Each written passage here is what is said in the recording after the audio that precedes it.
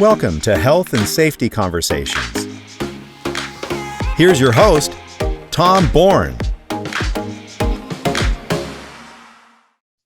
Hi, and welcome to Health and Safety Conversations. My name's Tom Bourne, and with me today in the studio is Allister Rose. Alistair, how are you?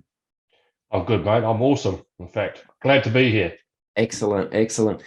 Alistair, I've spoken to you a few moments ago, but can you tell the listeners a little bit about your stellar career and what you're currently doing? Well, it's a tawdry tale, really. I left New Zealand in 1989 and went to the UK like a lot of Kiwis do, and fell into being a paramedic in the UK. Spent most of the 90s travelling through the UK or travelling around the UK and working in the ambulance service, living in Europe. But I trained as a paramedic, and I worked around Essex and London. Eventually, after a few years, a wife, one child, and one on the way, things start to change when you start having kids. So I really wanted to come home. I got really homesick, needed to come home, and so we came home. But I couldn't work as a paramedic in New Zealand. They wouldn't accept my British qualifications. So after a couple of years, I joined the New Zealand Police. Of course, by this time I'd been bitten by the emergency services bug. I liked the bustle and the buzz. I especially like the quarter spree. So working with a group of people that, sometimes you're in traumatic situations, you're in danger, and I liked that stuff. I would say it blew my hair back.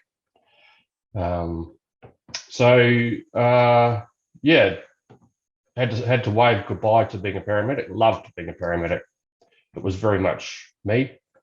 The training that I received in the UK was outstanding. It was world class, and it was to the detriment of New Zealand that I couldn't be a paramedic in New Zealand. That's all changed now, of course. We're 20 or so years down the track, and New Zealand's realised that it's been making a mistake, and it's easier if you're a foreign trained paramedic, particularly from the UK, to get in. But anyway, I joined the New Zealand Police, served 15 years in the police. About 2007, I was involved in a critical incident where an armed offender had just murdered a person in the hills above Wellington. He had shot a whole lot of other people with his shotgun, beaten some people up, and he was on a rampage. He was wanted by police. We knew he was active. He was taxing various drug houses, and he was being a bit naughty. He'd only just been released on parole from another homicide, so he was a nasty piece of work. He was a big man. I mean, I'm 6'3". He was a big guy. Anyway, confronted him. We ended up. He pointed a firearm at me, pulled the trigger, and it failed to fire. And that's I would say that's probably a defining moment in my life. I would say that was probably the most scared I've ever been. It was absolutely terrifying. And we ended up shooting him, blowing out his femoral artery in one of his legs. And man, he bled like a stuck pig. And good job too. Took him down. We arrested him. And because I've been a paramedic, I managed to save his life and stem the bleeding because he was really bleeding out. So I did my paramedic thing on him, and waited for the ambulance to arrive, and he was swept away and eventually lost his leg. They chopped it off because it was so badly damaged, because the round that you use in the police is called a hydroshock.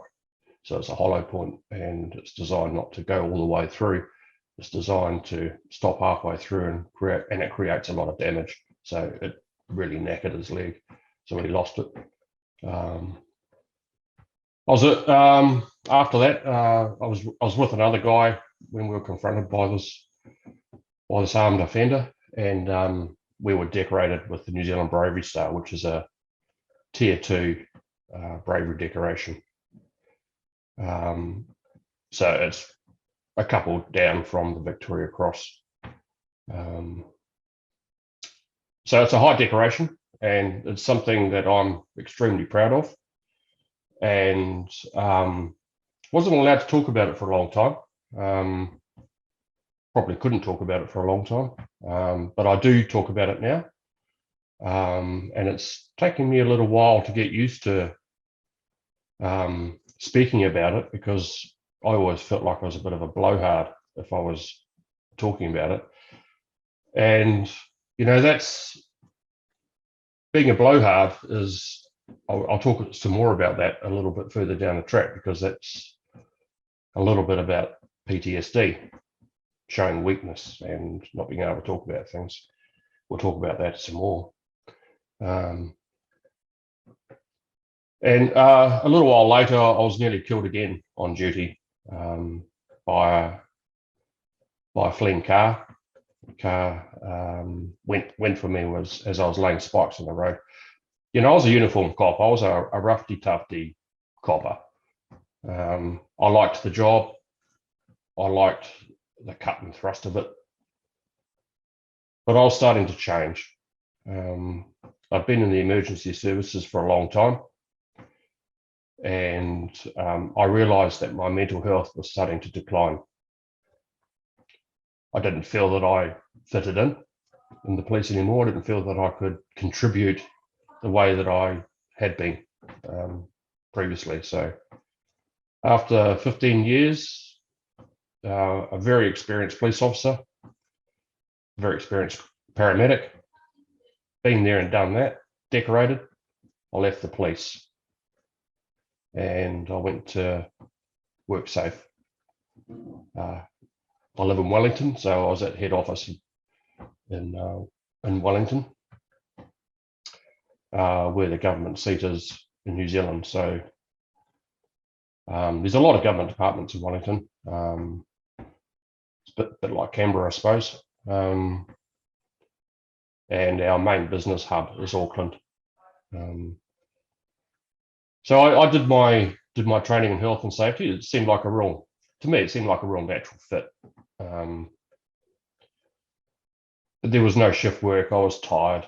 My mental health was really suffering. I couldn't believe how tired I was when I left police. I had been doing shift work for 20 years, and I needed a change. So yeah, I joined WorkSafe, and I found that invigorating. I loved working with WorkSafe. I don't know if they liked me working for them, because I was still very much a copper. I was hard. I look back now and think, oh, geez, man,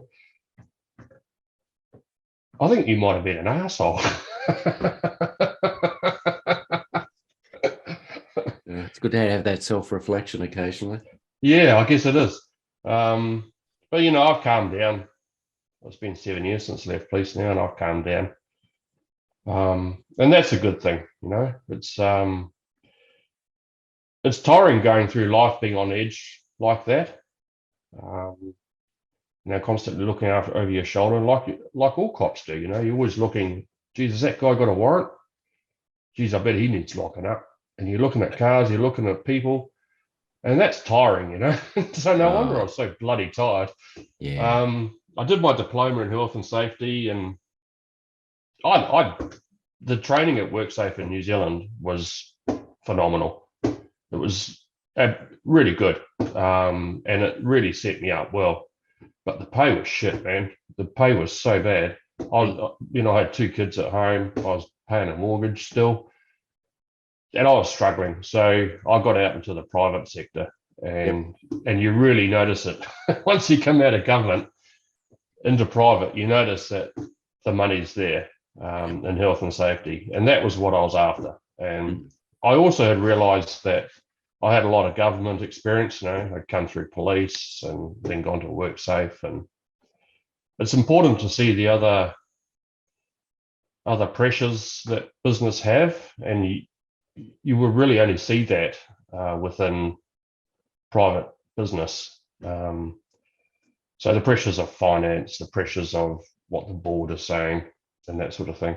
Yeah. I did some investigating for WorkSafe,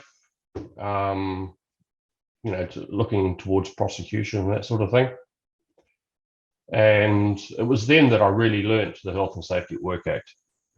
If you're trying to prosecute the Act, you really get to know it, especially if you work from a policeman's mind like I do.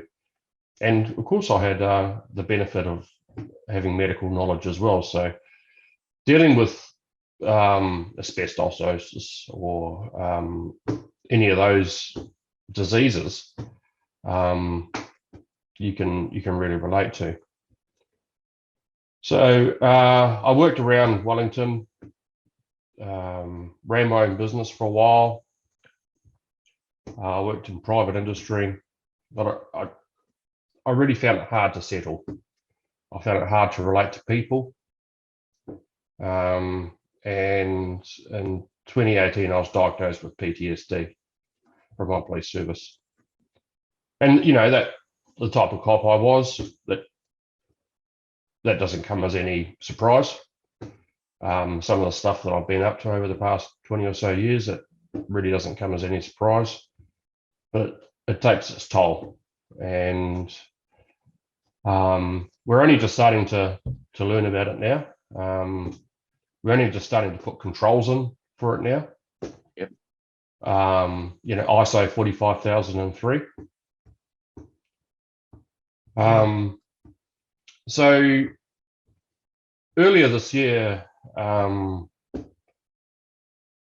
after battling with PTSD and ACC, so I'm diagnosed with PTSD, and I'm 20% disabled, which is, it's great to have that recognition. It helps.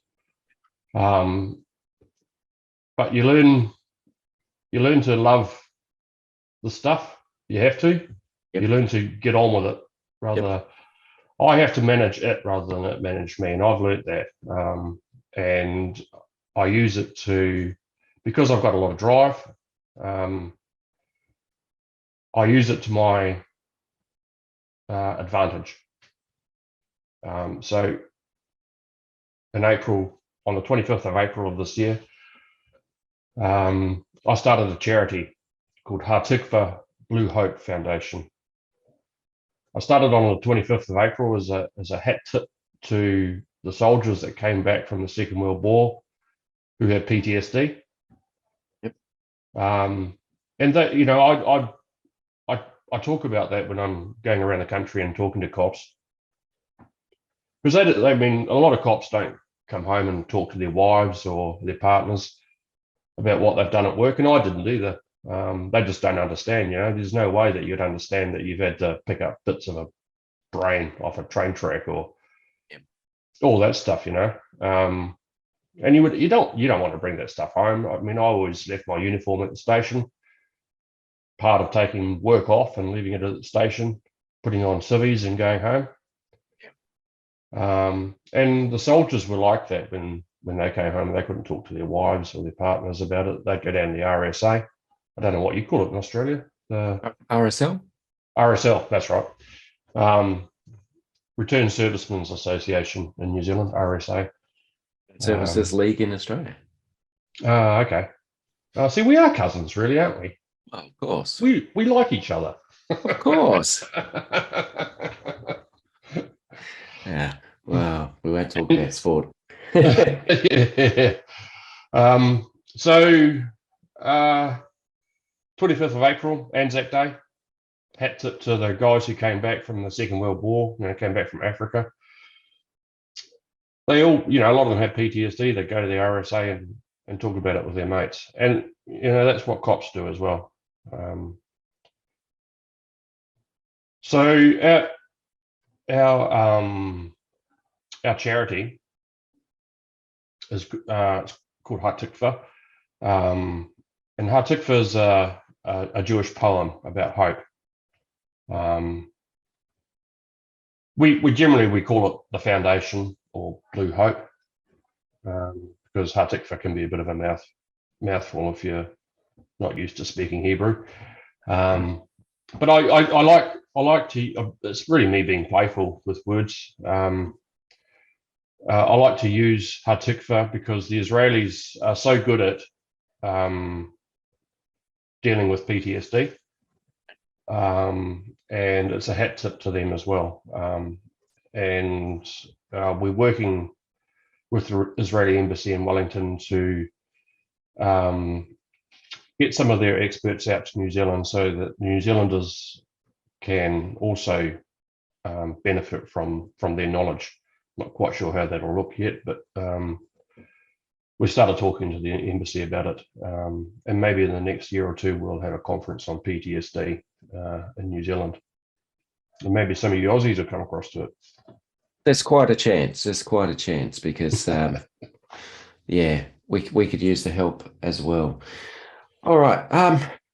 Look, some great experience you've got there, and congratulations on your career as a frontline responder.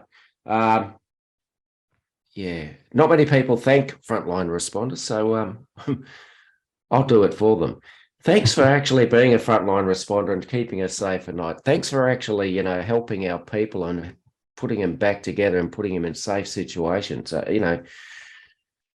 It's one of those things. Everyone in any civilized country, we rely on those frontline responders. We rely on the police to be there to keep us safe. But there's so little thought about the risks that people go into in those careers. There's so little concern. It's almost like the general public, we don't want to know. Just go and do your job, keep us safe, and don't tell us anything because it's too hard for us. So why don't people care about frontline responders? It's one of those things that I struggle with, because everyone's interested in frontline responders, really. I mean, they're interested in the work that they do, but they just probably don't understand a lot of it, in the same way as that I wouldn't come back and talk home and talk to my wife about it, because it's hard for people to understand that stuff, and they'd rather not know. So it's a kind of a closed society, really. And that's why, I mean, there's the whole corps d'esprit, which I talk about a lot. The being able to rely on the guys that you work with, because you're going to have to. It's like being in a trench with another guy or being in a foxhole with another guy. You need to know that you can trust them.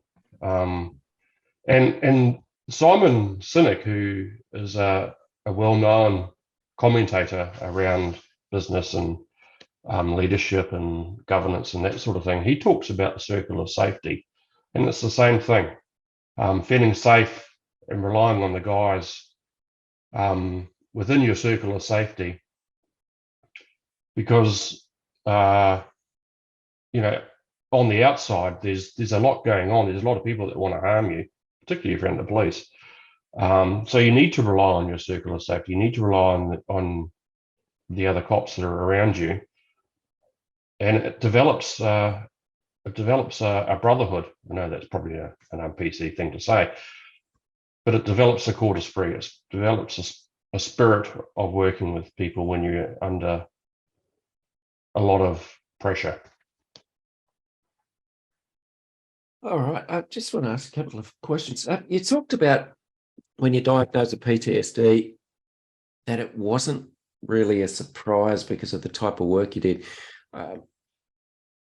At the time, was it a surprise for you, or were you, or were you I think thinking I that? think I think it was a slow realization that probably this is what I had, PTSD. I was certainly aware that I didn't fit in with society anymore, and that I was becoming increasingly withdrawn, um, and depressed, suicidal. Um, and those are all symptoms of it. And because I've got a health background, and because I've been to a lot of suicides, Yep. um, I started to recognize that in myself, and went and spoke to my GP about it, and started the process of getting diagnosed with PTSD. And the more I sort of opened up to PTSD, and the more that I spoke to people about it, the more that it's useful to understand this stuff. But you don't want to sort of let it live your life. You've got to carry on with life, and otherwise you just become a hermit. And I could see myself doing that. I was probably getting a bit agoraphobic. Didn't want to go out. I'm really sensitive to noise. I'm hypervigilant. Screaming kids annoy the shit out of me. Loud exhausts, particularly Harley Davidsons or boy racer cars, or I think you call them hoons over your way, particularly annoy me. And that's because crying babies in distress, that means something to me. Yeah. Loud exhausts, that's a particular type of person, that also means something to me as a cop. Yeah. Generally speaking, both are a threat. Right. That's right. So, I didn't want to go out and sort of be part of society. And it was hard. It was really hard. And it wasn't until, I started to get the help. And that's not an easy thing in New Zealand, because we have ACC over here, and you have workers' comp in Australia. ACC are a big bureaucratic government department, and when you're really sick with PTSD, it's an absolute bloody nightmare. And then you're trying to take on your employer, the New Zealand Police, which is also a big government department, while you've got PTSD, while you're depressed, while you're thinking about bloody stringing yourself up from the rafters. It's a hard thing, and there's no support groups in New Zealand for this type of thing. Not for frontliners, not for cops. No. And it was 3 years ago, 2019, that very close friend of mine, who we knew had PTSD, police officer, Yep, took himself outside one day and shot himself. And that really hurt. Actually, hurt all of us. And that was the start of when I started to think about the charity, the support that the charity can do for police officers. And using my experience as a cop, and using my experience as a health and safety professional, I would go so far as to say that I'm a health and safety expert because of my love for the Health and Safety at Work Act. I'm a real health and safety nerd. I mean, I sit up in bed and read the Act. I mean, how weird is that? you're not the only one. It really, really blows my hair back, the Act. I think it's a beautifully written piece of legislation, and from someone who's read a lot of legislation. And hey, the good thing is that we copied it off you lot. So, go you. I always tell people, I said, I studied legislation most of my life. You pick up the Act, and it is the most easily understood piece of legislation you'll ever come across. There's a few little bits that are a bit of gobbledygook. You have to actually read a bit between the lines, but any person can pick it up and understand the general principles pretty much straightforward. It's a lovely thing. So that's when people tell me that they can't understand it, or legislation's written for lawyers, I go, not in this case. Yeah, but certainly the Health and Safety at Work Act is an easy piece of legislation to understand, and it's dynamic as well. You can really use it. I particularly like the government's governance part of the Health and Safety at Work Act, and that's particularly important for us in New Zealand because it was governance that led to, our greatest tragedy with Pike River, the mine in the South Island that killed 30 or so men. I think probably about 10 years ago now. Yeah. And it was the governance that let those men down. And I think about that a lot when I'm doing health and safety, is that my opinion is that everything starts at top table. Yep. And everything can be solved at top table. We're very slow at that in New Zealand. The new Act, Hatikvah, has been out 7 years, and we've had a honeymoon for that time, because there's only been 2 directors that have been charged in that time. The WorkSafe has been slow at getting up to speed and using the Act. Yep. And the sooner that we start focusing on top table, the sooner we're going to have, we're going to bear the fruits of the new Act. I mean, I shouldn't even be calling it the new Act because it's been out for 7 years, but we still call it the new Act over here. We still people have talk to us about the new Act, and it's been out here since most states implemented in 2012, so it's a decade old. But all right, can I just ask you a bit of a personal question? Was it tough to admit publicly that you've got PTSD, and is it still tough to admit to other people, not just to people in the police service who understand and know where you're coming from, but to just general people? Because I think we both understand that there is still, no matter how educated general public seems to be getting, or a little bit better educated, there is still a stigma attached to PTSD and mental health. And for people who have been in sort of enforcement roles, I found it was, you never admitted weakness. You never admitted you had a flaw, because it gave someone a chance to take advantage of you. And so, what is it hard? Was it hard to say? Yeah, really, really hard. And it wasn't until my mate killed himself that I actually thought, because we knew this guy had PTSD. We knew that he was struggling.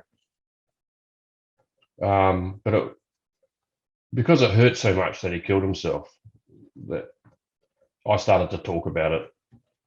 And that's why I say that's really when Hatikvah Blue Hope Foundation started. That was the seed that was sown.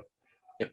It was hard, because people make judgments that you're on antidepressants and that you're depressed, and yeah, I am, and I do get depressed, and there's days that I can't get out of bed, but you learn to love it, and we have to talk about it because people are killing themselves.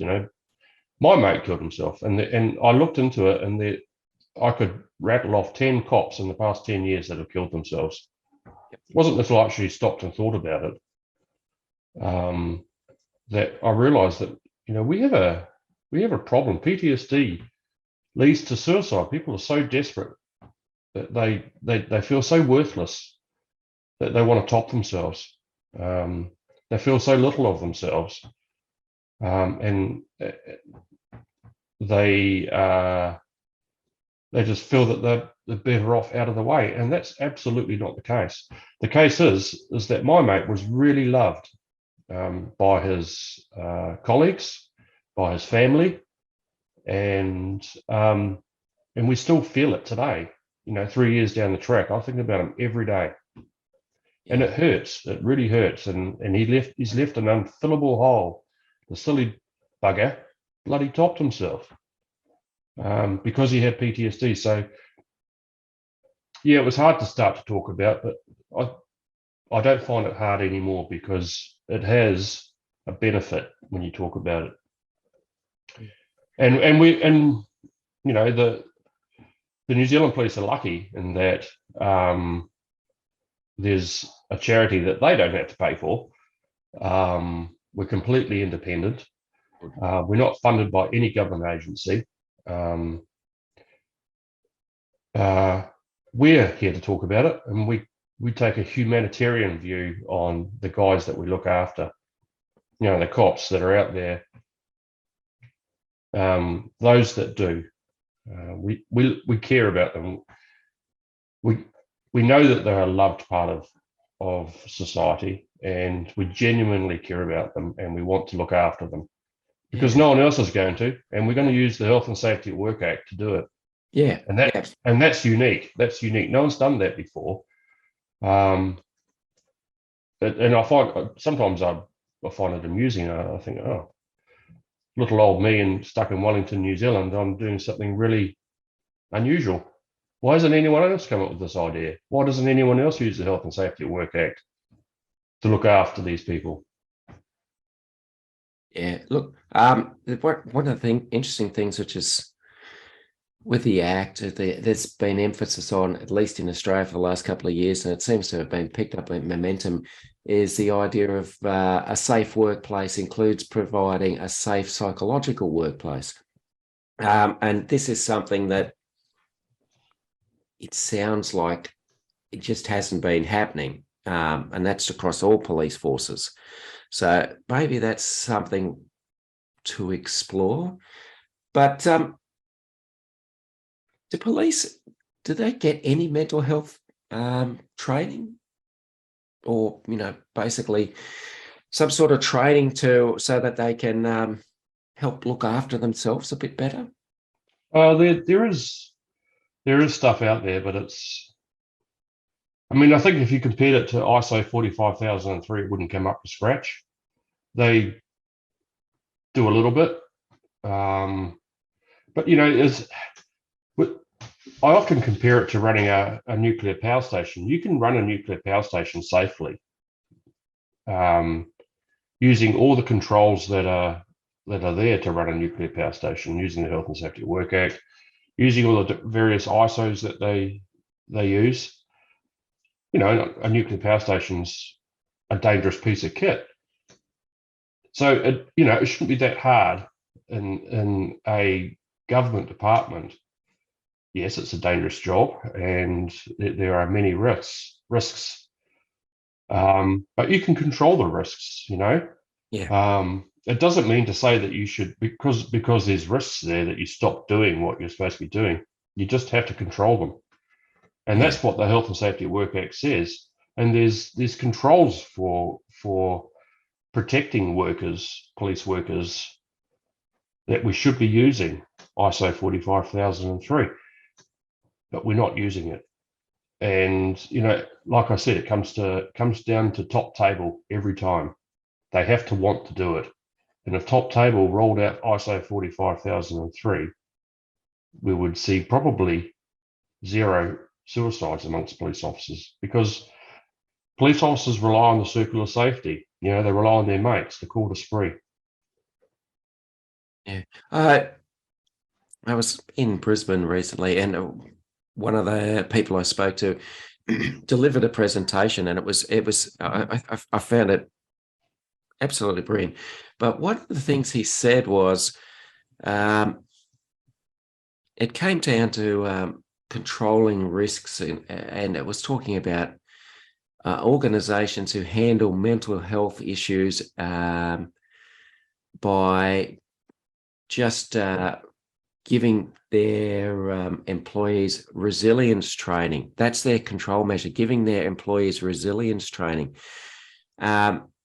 which he said was, like having a rotten cake with just good frosting on top. And I went, yeah, I think it's a very apt thing. It's, to me, resilience training by itself basically implies there is a flaw or a defect or something missing in the individual.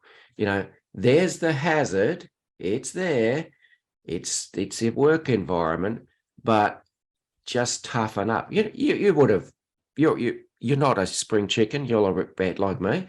So, the old sayings we used to get about take a teaspoon of cement, grow a spine, toughen up, grow some whatevers.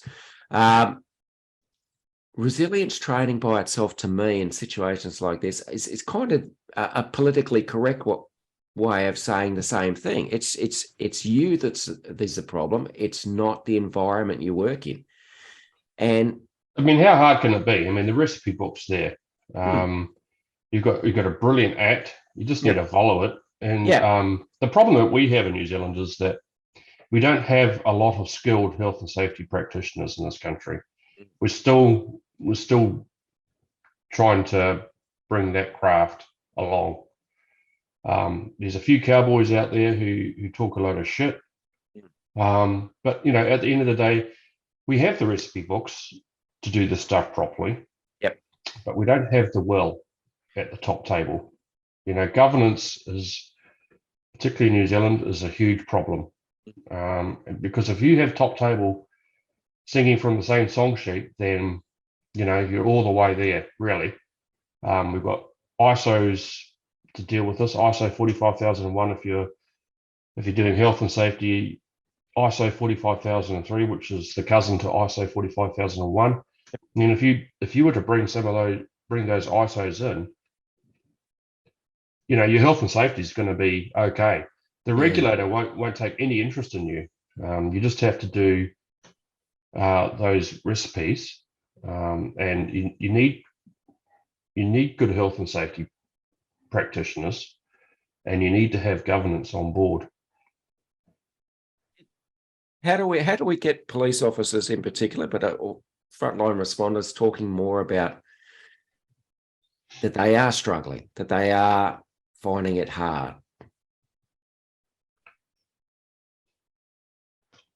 There's a requirement in HASWA, the Health and Safety at Work Act,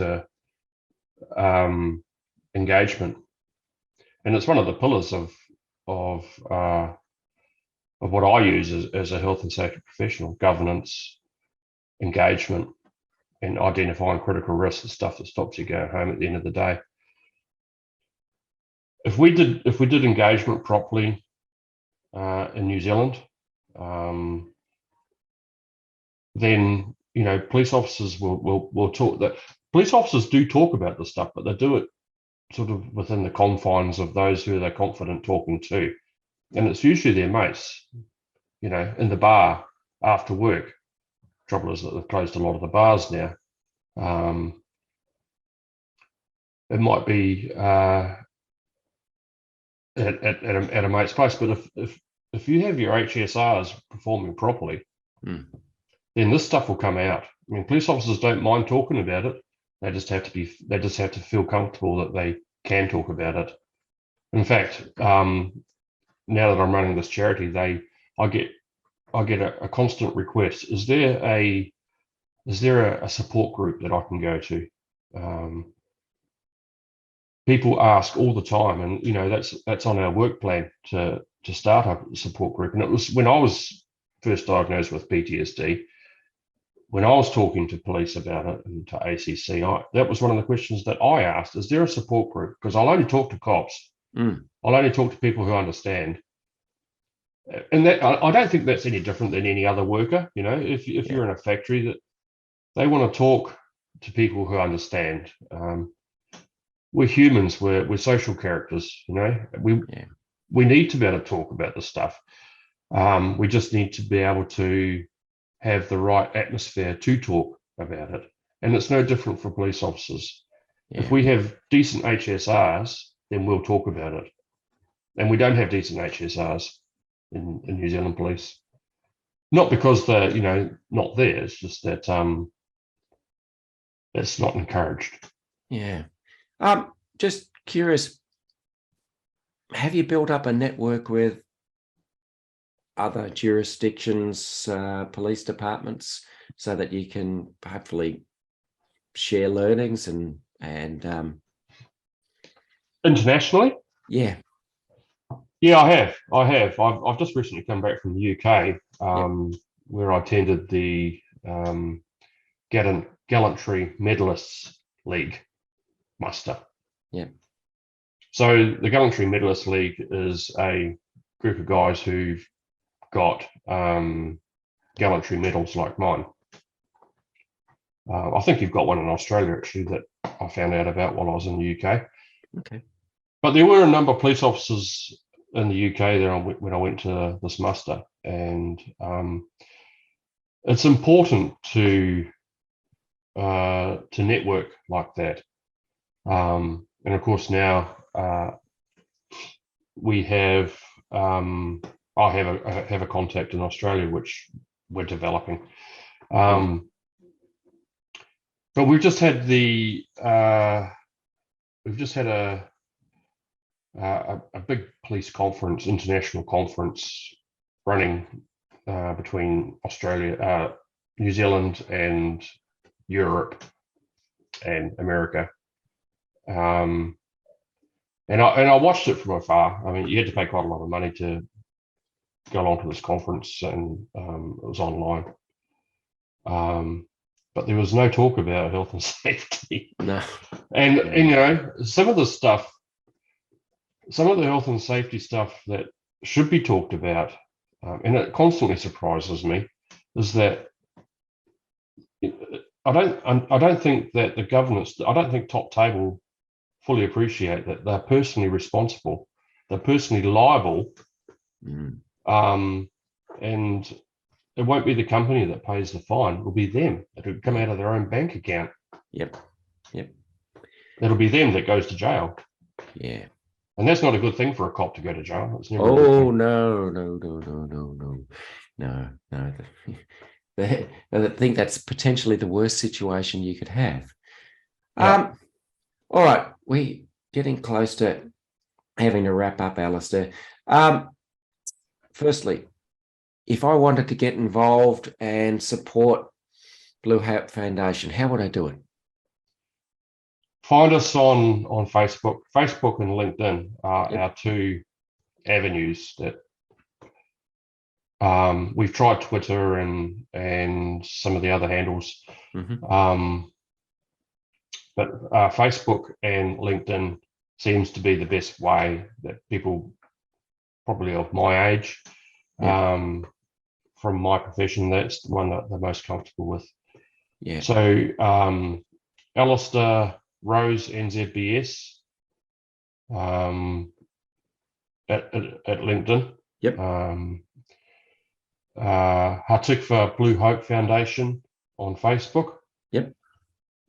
Or www.bluehope.co.nz. And we want to hear from you. We want members to contact us. We want to be able to look after you, because crops are dying, and it hurts. Yeah. And we don't want that. Listen, if you are a charity, and therefore you do rely on donations.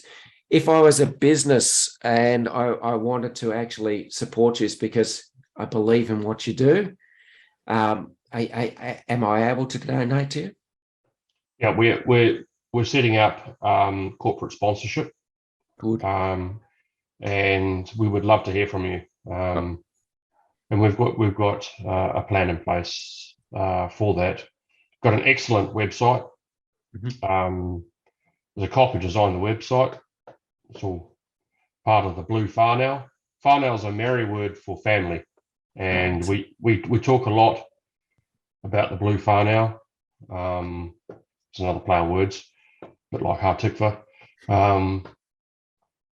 But it's in New Zealand, and for New Zealanders, Blue Whanau amongst the police fraternity really resonates. It's a strong word to use, and it has a lot of meaning. So the Blue Whanau, we support each other. Mm-hmm. I've had a lot of free help from cops who have left the service. Like I say, starting up the website. Jump on the website.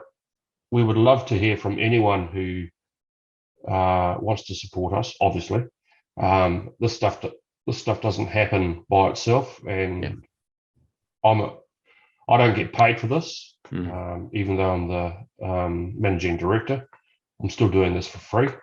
And I've had to put some of my own money into this so far. So we've developed the systems now to get the funding going. We've got our charity status, which is excellent. It took a long time, it took more than 10 weeks to come through. And when you're sort of running on the Ollie rig, that was a long wait. Yeah. All right. You're doing a great job, Alistair. Please keep it up.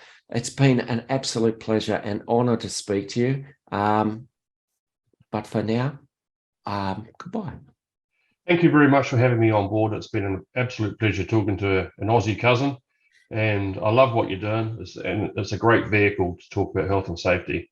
We're a bit weird in the health and safety space with our stuff, but it's okay to be weird now and again. That's right. All right. Talk to you soon, Alistair. Thank you. All right, mate. Mine, here you go. Thanks for listening to Health and Safety Conversations with Tom Bourne. Until next time, stay safe and enjoy the rest of your week.